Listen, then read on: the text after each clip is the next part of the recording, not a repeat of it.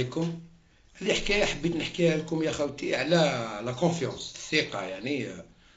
وكي تثق في نفسك على بالك واش تسوى، ومن بعد الباقي ما يهمكش، ولكن تحترمه على كل حال. هذه حكاية لوني سيت من قلات، قال لك كان عنده 13 سنة في عمره، حكاها هو بفمو.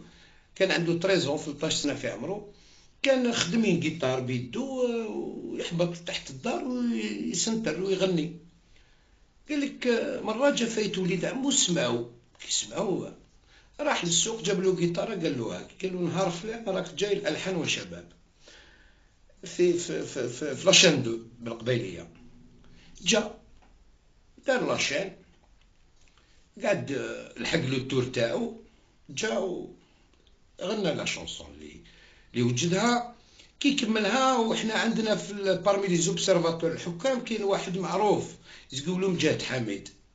قال له يا وليدي روح. كي لحق عنده قال له هاد لا شونسون هذه انت اللي غنيتها وانت اللي لحنتها، خزر فيه. قال له نعم ميه، ولكن خزر فيه وهو شافو دارين كريماس كي اللي ما امنوش. بصح هو واش قال؟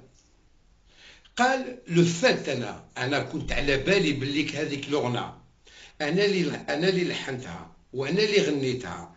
هذاك اللي سقساني صدقني ولا ما صدقنيش، انا ما نقدرش نقول له علاه. هذا واش حبيت نقول لكم. الثقة في النفس، ثق في نفسك، كن صافي، احترم الناس. اللي ماهوش اللي راه على غلط اون فا يسيي دو كوريجي، نصحوا الاخطاء تاعنا كيما راكم تقولوا لي صحح الاخطاء، راني ندير اللي عليا باه نصححهم ونصحوا ثاني المجتمع.